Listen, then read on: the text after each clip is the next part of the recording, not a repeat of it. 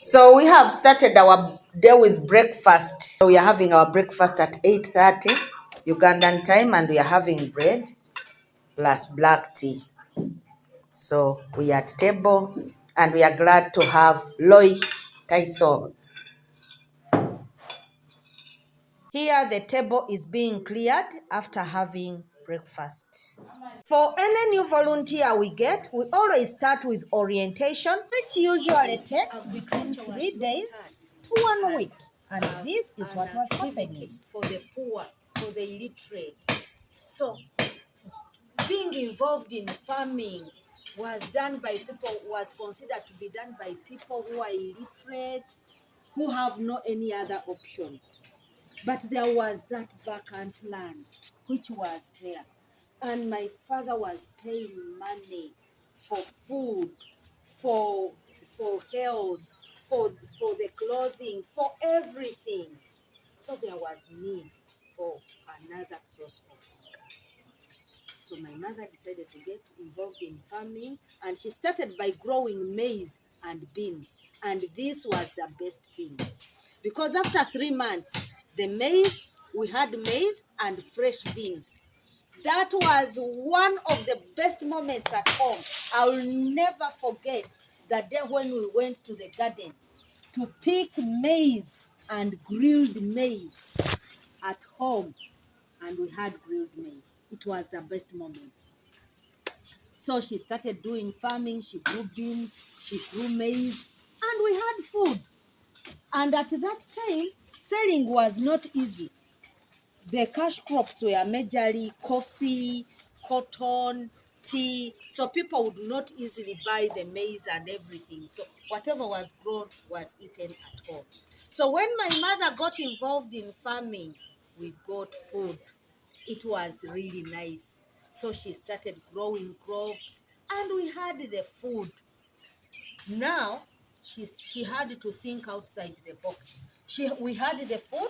My father was no longer paying for the food, but she needed to get some income to supplement my father's income, and that is when she started growing vegetables. She grew tomatoes, she grew cabbages. Shanti also came for the meeting. So that is why we formed Eco-Agric Uganda, to spread the gospel and act as examples to share our stories that we are products of agriculture, that anyone can use agriculture to support his daughter or her daughter to be what I am, because I'm a product of agriculture. Now, why mushroom growing? Now, the people we support are in the middle of nowhere. They do not have land. You remember I told you my mother was also staying in the staff quarters. She had to think outside the box to find land to use for agriculture. So the people we support do not have land for agriculture. And the population in Uganda is increasing. So we need to find enterprises that do not need a very big piece of land for agriculture. So that is why we went in for mushroom growing. So we are supporting women to grow mushrooms using locally available cheap materials, and this mushroom growing can be done in a very small piece of land. I always use an example, my mother's example, because she started doing farming when she didn't have land. She used the land that belonged to the school. So even anyone who is renting or staying in a very small piece of land can get a very small portion where he or she can do mushroom growing. And we usually promote mushroom growing using agricultural waste. Now, the agricultural waste, we have maize stalks, maize cobs, coffee husks, bean husks, soya bean husks, sawdust. Yes, we also talk about the cotton husks, but the cotton husks are expensive. So we promote mushroom growing using locally available cheap materials. And what Eco-Agric Uganda has done is to domesticate mushroom growing, to ensure that mushroom growing is done according to people's conditions. These are people who do not even have a piece of soap for bathing, for washing. A woman needs at least a small piece of soap to wash her sanitary pads, which is hard to get. So if you're telling her to be involved in mushroom growing, you have to be cautious. Someone doesn't even have soap and you're telling her, hey, buy jig, buy spirit. So we as Eco-Agric Uganda try to make sure that this mushroom growing is low cost mushroom growing.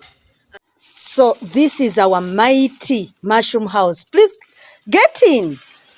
Oh, wow. Yeah.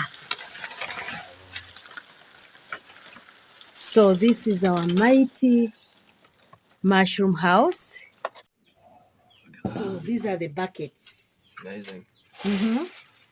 And It's really healthy. yeah, the mycelium is healthy. Wow. And these buckets, this is just 2 weeks. No way. 2 weeks. Yeah, 2 weeks. And what's the substrate here? The substrate are these dry banana leaves. Okay. And they were sterilized using ash. Okay. Yeah. So we put the dried banana leaves, they were chopped into smaller pieces, and then they were put into ash, mixed with water overnight, and then we put the spawn. They are really doing well. That's great. Yeah, they're doing really well. Really happy. Happy mushrooms. Happy mushrooms. Yeah, interesting. I love it. So this is an update about our buckets. Yes, look at how healthy the mycelium is. Low cost mushroom growing. How many buckets are there? Is there any other? No. So these ones are 2 weeks. Now, if you put enough spawn, then you'll have quick results. Okay, let's put them back. You can do mushroom growing even in the smallest piece of land.